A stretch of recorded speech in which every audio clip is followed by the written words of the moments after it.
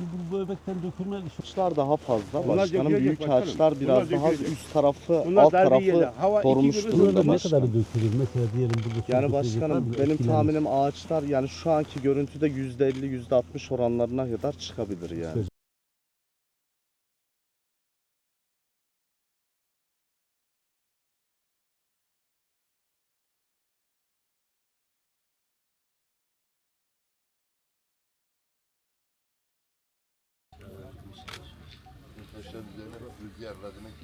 Lan avuçtan alıyorsun ya. Evet bir hayli.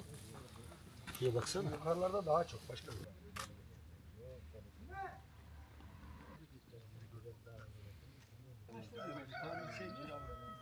Yukarı yazık mevki var. Karıncalık köyünün oralar. Lamarlarına indirmiş.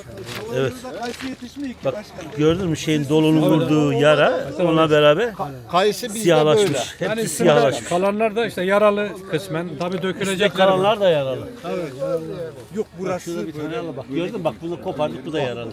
Burayı komple vurmuş. Geçen yıl bir zirai don hadisesi yaşamıştık. Tabii bu sene gene iyi bir rekolte beklerken gene bir dolu afetiyle karşılaştık. Hem Sayın Valimizle hem Tarım İl Müdürümüzle görüştük.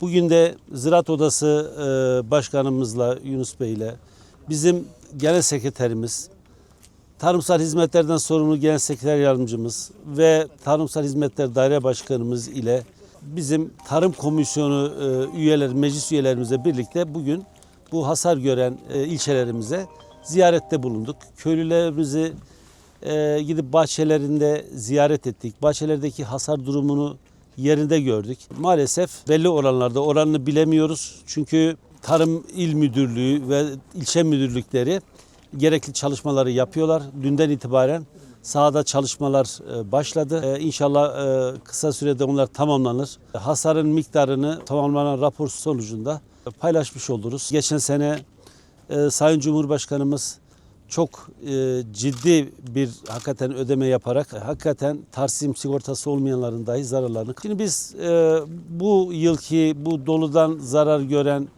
bahçelerimizin bir envanterini çıkaralım. Ziraat odamız, tarımsal dairemiz bizim, gerekse valimiz Tarım İl Müdürlüğü vasıtasıyla inşallah bu hasar tespitleri bir yapılsın. Bu envanteri çıkarıp ilgili mercilere bildireceğiz.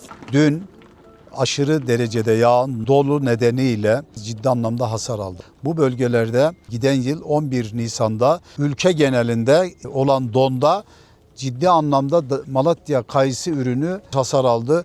Bu yılda dolu ile ilgili 5 ilçemizde hasarlar var. Ben geçmiş olsun diyorum tüm çiftçilerimize. Devletimizin çiftçilerin yanında olduğunu, Büyükşehir Belediye Başkanımızın gelip bölgede bütün bahçeleri tek tek incelediğini ve gerekli yaraların sarılacağını gördük. İnşallah hayırlısı olsun. Rabbim bir daha böyle beter afetler yaşatmasın. Büyükşehir Belediye Başkanımız Sayın Sami Er'le beraber Hekimhan, Kuluncak ve şu anda da Darende'deyiz. Rabbim bir daha yaşatmasın. Geçen yıl don felaketinde ürünümüzün %100'ünü kaybetmiştik. En büyük desteği de Büyükşehir Belediye Başkanımız Sami Er'den almıştık. Ta Ankara'da Cumhurbaşkanımızı havaalanında görerek biz depremden sonra da bir daha afet yaşadık dediler. Ve bunun üzerine Sayın Cumhurbaşkanımız üreticimize 8 milyar lira Malatya üreticimize, kayısı üreticimize destek ödemesi yaptı. Şimdi bugün de dolu afetiyle karşı karşıyayız. Bu gezdiğimiz ilçelerde izlenimlerimize göre çoğu bahçelerimizde %50 kayıp, üzerindeki kalan meyvelerin de yaralı olduğunu gördük. Tabii üretici üstü açık bir fabrikada üretimi yapıyor.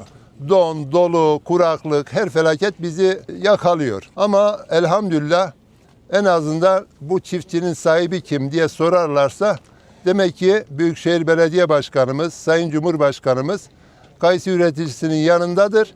Bugün de Sami Başkan'la biz bu bölgeleri gezdik. Kendilerine Malatya çiftçileri adına teşekkür ediyor, şükranlarımı sunuyorum.